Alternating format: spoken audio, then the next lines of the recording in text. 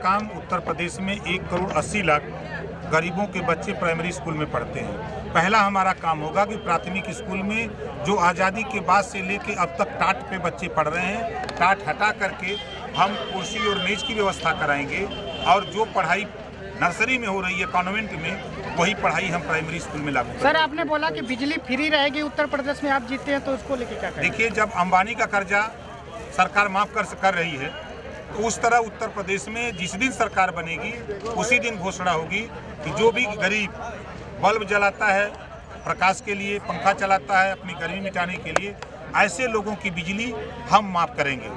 जो किसान सोसाइटी से खाद बीज लेता है, ऐसे किसान जो बिल पैसा नहीं जमा कर पाता है, ऐसे किसानों का कर्जा हम सरकार बनते ही, जिस दिन सरकार बनेगी हमारे मोर्चे का मुख्यमंत्री शपथ लेगा, उसी दिन हम घोषणा कर देंगे इनके कर्ज माफी का। सर, यहाँ के देशवासियों को खास करके क्या संदेश देना चाहिए? हम इस यहाँ के खास तौर से महाराष्ट्र के लोगों को ये संदेश देना चाहता हूँ कि जो देश की सरकार है वो नफरत पैदा करना चाहती है, आपस में लड़ा करके वो राजनीति करना चाहती है। हम इस देशवासियों से अपील करूंगा कि वो आपस में न लड़े।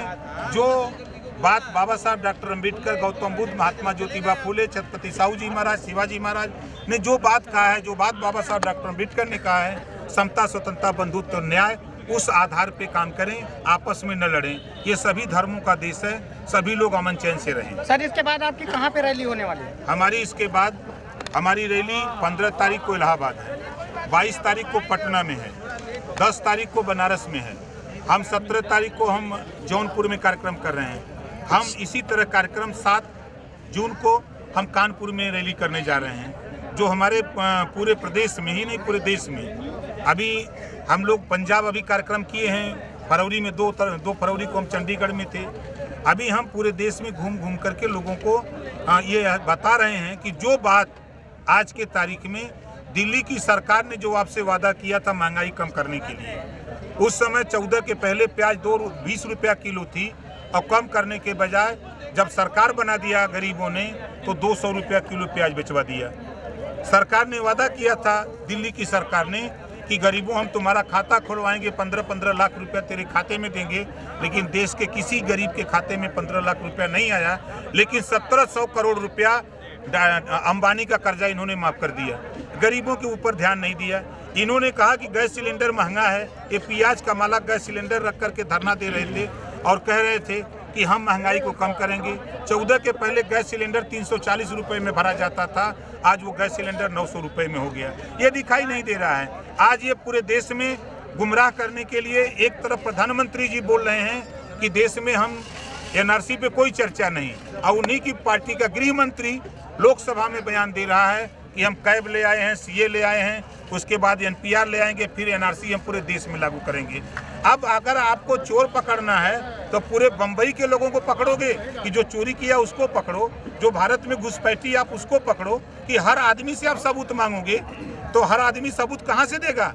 इस नाते ये सिर्फ लड़ाने का काम कर रहे हैं। इस लड़ाई से हम देशवासियों से कहूँगा, इनके हिंदू मुसलमान के झगड़े में न पड़े। उत्तर प्रदेश में वाराणसी में जो गंगा नदी है, जो कि पहले आया था उनकी निधि और साफ सफाई का, तो हम लोग खुद वहां जाके देखा कि सफाई नहीं हुई गंगा जी, तो उस पर क्या आपकी राय है? देखिए, मोदी जी ने साफ कहा था कि जन धन योजना, जनता का धन हम योजना बना के लूटेंगे। जैसे आपको बता दूं कि इन्होंने पूरे देश में खाता खुलवाया जन धन के नाम पे, और खाता खुलवाया 15 लाख रुपया नहीं आया।